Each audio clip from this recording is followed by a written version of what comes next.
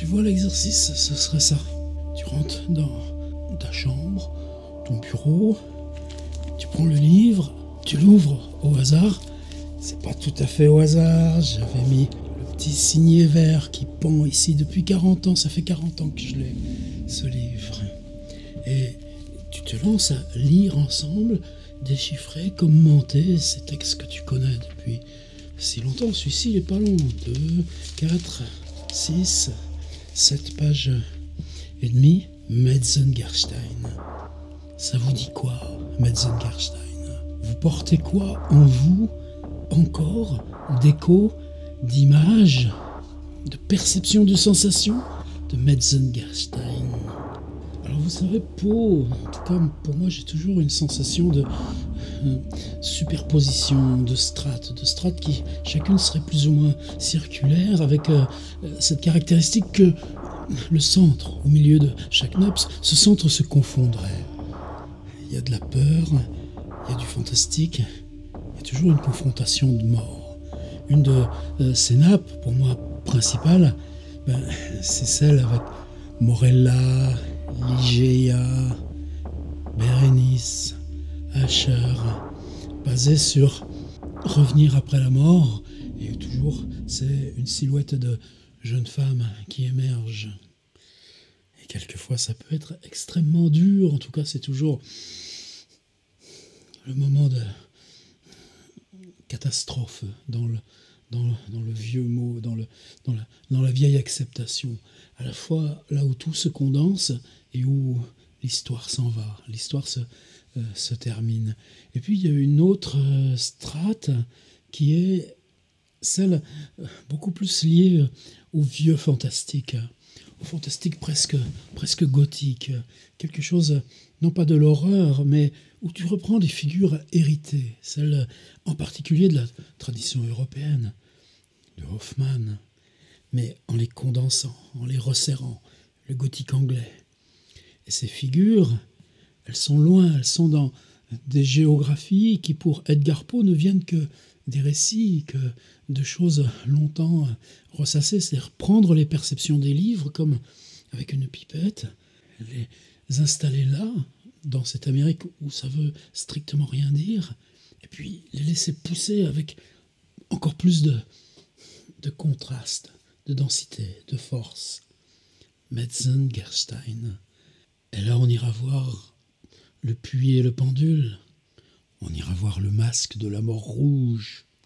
Et forcément, on réouvre Metzengerstein. L'horreur et la fatalité se sont donné carrière dans tous les siècles. Est-ce qu'il triche, Baudelaire? Oh, and fatality.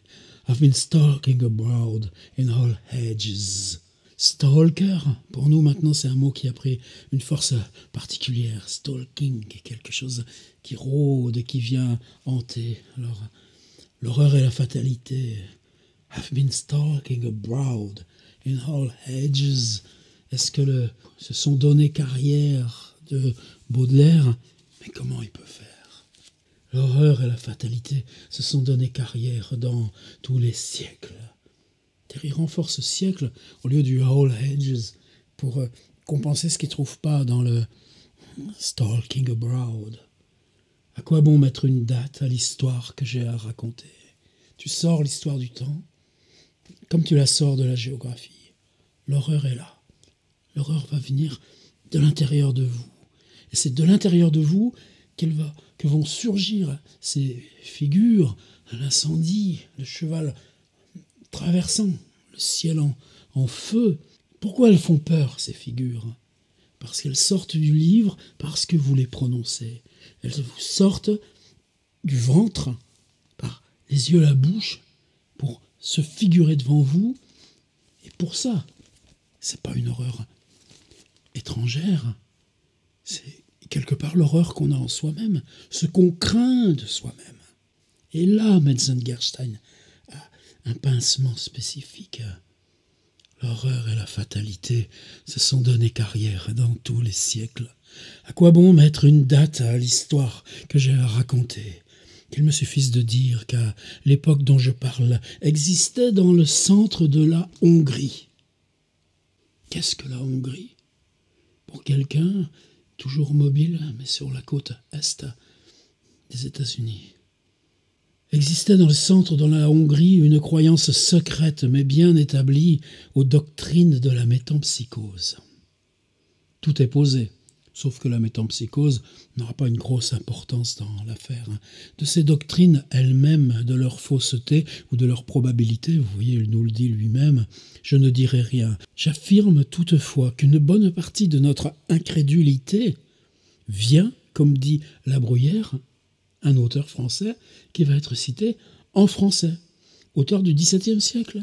Comme dit La Bruyère, qui attribue tout notre malheur à cette cause unique de ne pouvoir être seul. Mais il y avait quelques points dans la superstition hongroise qui tendaient fortement à l'absurde. Les Hongrois différaient très essentiellement de leurs autorités d'Orient. Donc, la Hongrie, parce que à ce croisement des influences, de l'Empire ottoman, de la langue hongroise tellement singulière. Par exemple, l'âme, à ce qu'il croyait, l'âme en français, je cite les termes d'un subtil et intelligent Parisien, ne demeure qu'une seule fois dans un corps sensible. Ainsi, un cheval, le mot cheval, vient dans le texte en le plaçant dans une énumération soi-disant dite par un Parisien non nommé. Ainsi, un cheval, un chien, un homme même ne sont que la ressemblance illusoire de ces êtres. Alors, ce qui est curieux, c'est que c'est Baudelaire qui met une note. Note de Baudelaire. J'ignore quel est l'auteur de ce texte bizarre et obscur. Texte mis en français dans Edgar Poe. Cependant, je me suis permis de le rectifier légèrement en l'adaptant au sens moral du récit. Poe cite quelquefois de mémoire et incorrectement. Ah oui, mais cet effet d'étrangeté après la Hongrie de l'intellectuel anonyme français, c'est bien ce qu'il cherchait. Le sens, après tout, me semble se rapprocher de l'opinion attribuée au père Kircher, Athanas Kircher, que les animaux sont des esprits enfermés. Cette citation dans le texte original est en français et rédigée ainsi: ne demeure qu'une seule fois dans un corps sensible, au reste un cheval, un chien, un homme même, n'est que la ressemblance peu tangible de ces animaux. Version Baudelaire, un cheval, un chien, un homme même, ne sont que la ressemblance illusoire de ces êtres. Vous voyez comme il aiguise, et la liberté qu'il prend d'aiguiser. Les familles Berlifitzing, Metzengerstein, Tannenzing avaient été en discorde pendant des siècles. Jamais on ne vit deux maisons aussi illustres réciproquement aigries par une inimitié aussi mortelle, etc., etc. Vous connaissez l'histoire? Oui. Vous connaissez pas l'histoire? Vous le trouverez facilement. Ce qui est intéressant, c'est le flou qu'installe toujours Edgar Poe. Vous avez un détail extrêmement net, et aussitôt après, un arrière-plan. Rarement on avait vu un noble de Hongrie posséder un tel patrimoine. Ses châteaux étaient innombrables. Le plus splendide et le plus vaste était le palais Metzengerstein. La ligne frontière de ces domaines n'avait jamais été clairement définie, mais son parc principal embrassait un circuit de 50 000. L'avènement d'un propriétaire si jeune et d'un caractère si bien connu, à une fortune si incomparable, laissait peu de place aux conjectures relativement à sa ligne probable de conduite.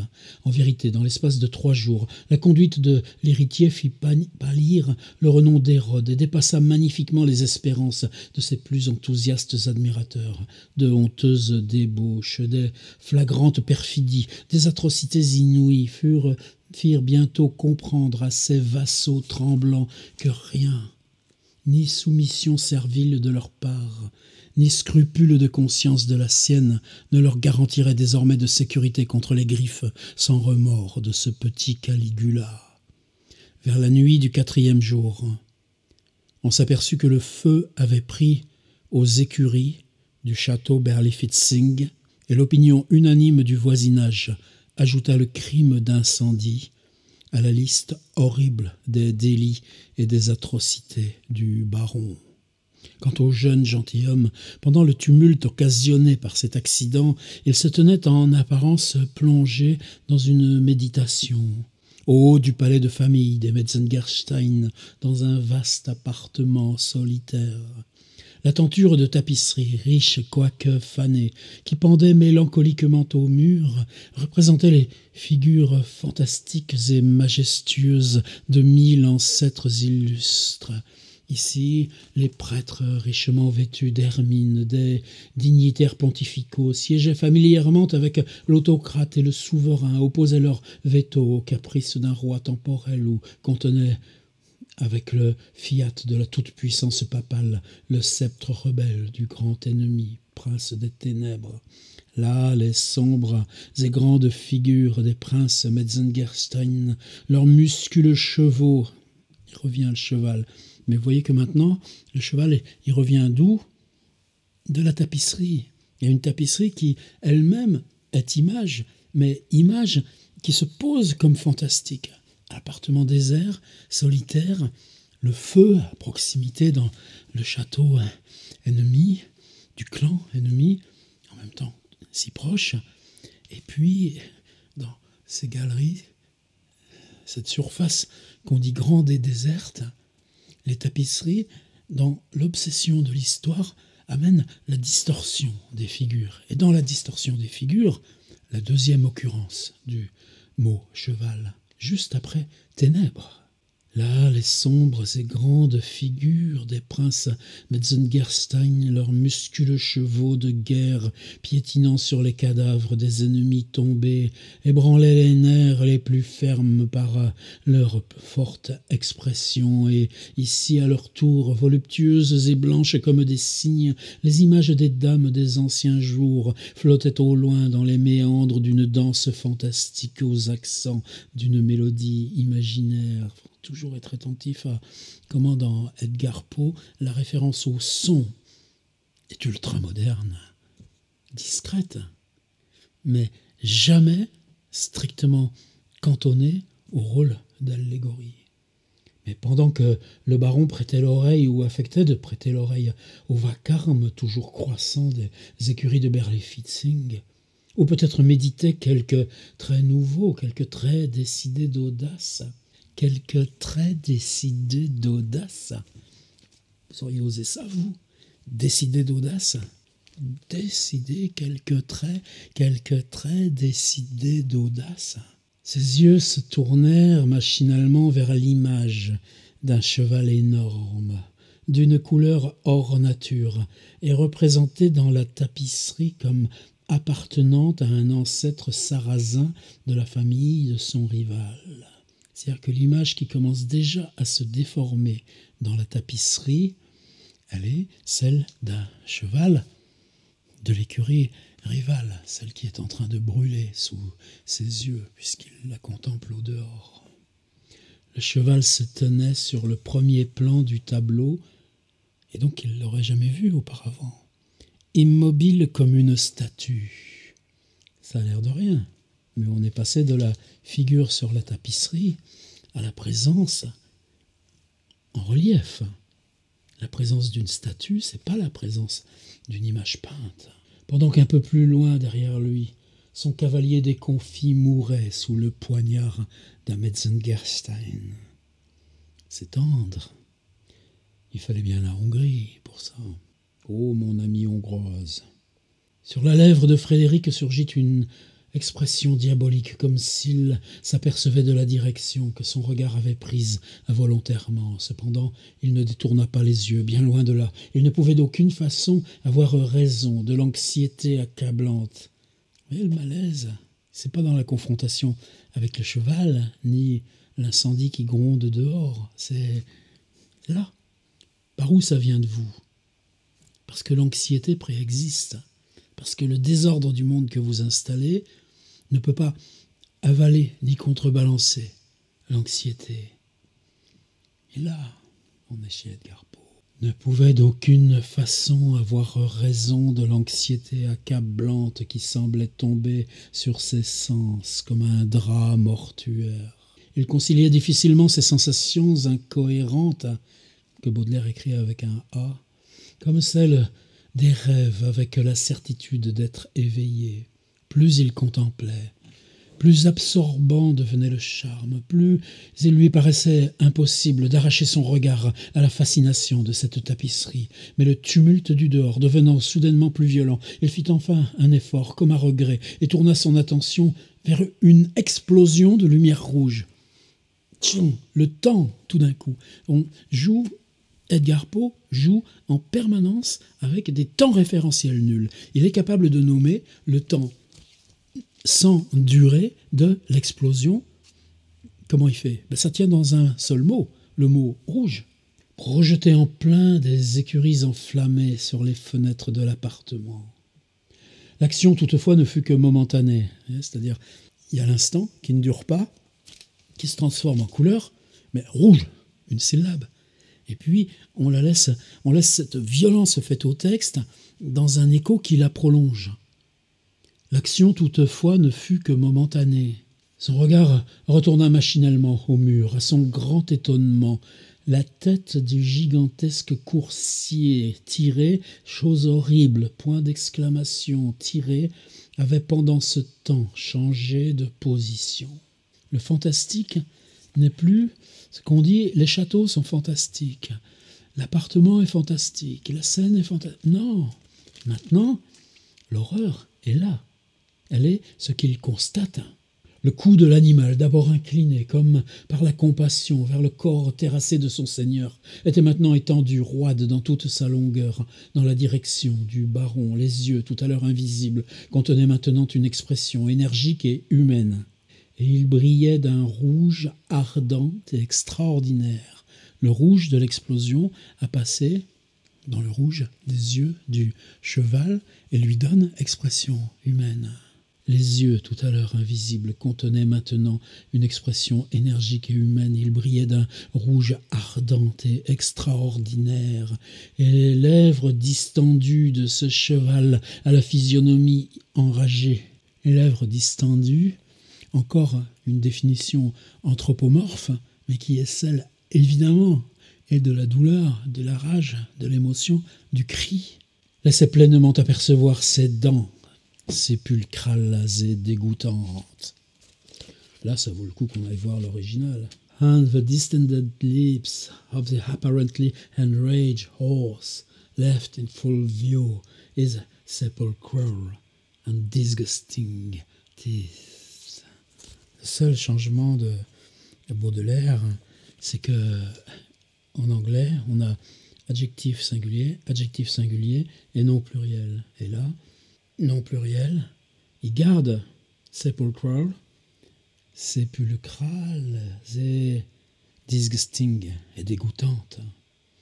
Par contre, juste avant, mettre une full view chez Poe, une full view, ça explose comme un premier plan en 3 monosyllabes, et lui au contraire laisse pleinement 3 syllabes, apercevoir 4 syllabes, 3, 4. Les lèvres distendues de ce cheval à la physionomie enragée laissaient pleinement apercevoir 2, 3, 4. Ces dents, 2 monosyllabes, sépulcrales et dégoûtantes. Fin de l'action. Vous voyez que c'est déjà formidable.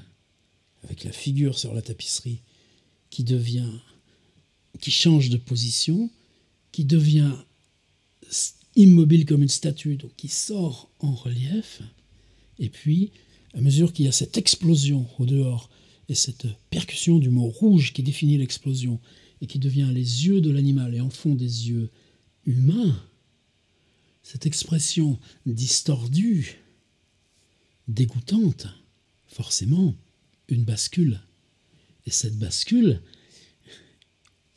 on va marcher dans la cour, on va marcher dans la nuit. On revient à la réalité la plus triviale, la plus établie comme ordinaire, des choses qu'on pourrait voir. Là, si vous allez vous balader dans un centre équestre avec les gamins qui font du poney le samedi midi, pour alléger ces esprits affaissés, le baron Frédéric chercha précipitamment le plein air. C'est simple. À la porte principale du palais, aussi simple. il rencontra 3 écuyers. Oh, formidable.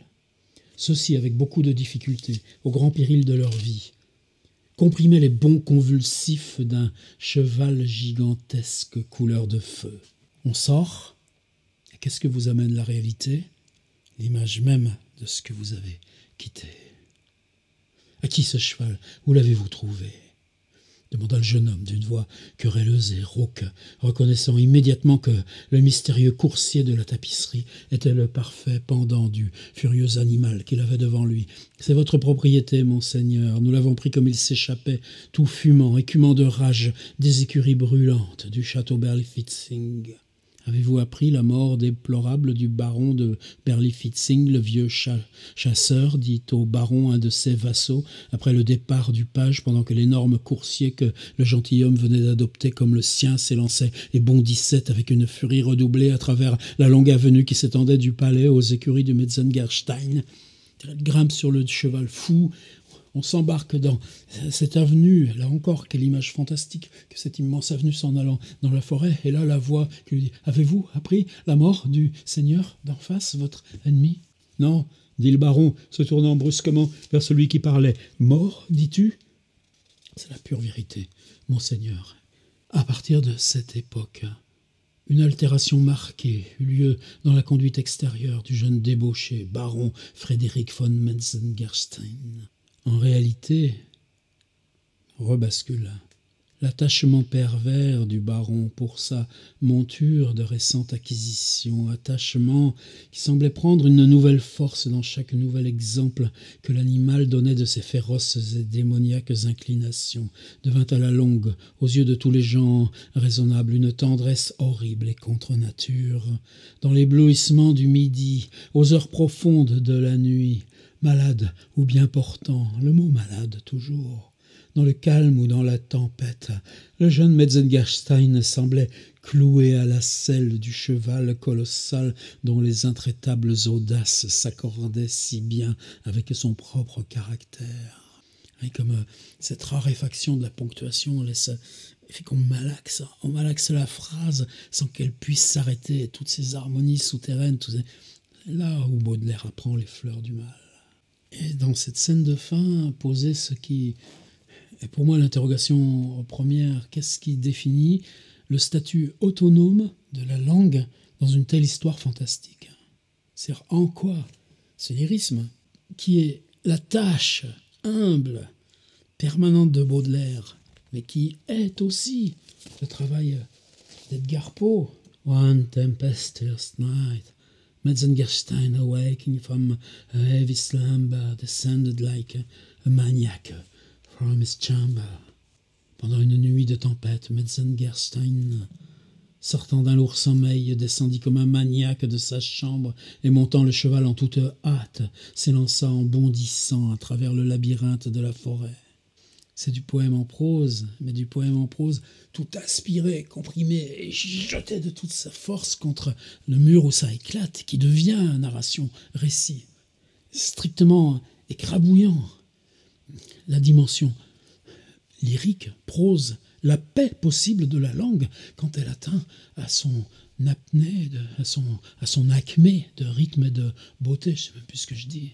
Et pourtant, par exemple, quand H.P. Lovecraft reprendra par sa fidélité à Poe, quand il recommencera à marcher dans ces mêmes souterrains, sur ces mêmes marches qu'a emprunté Edgar Poe, c'est le lyrisme qui lui permettra d'atteindre au fantastique.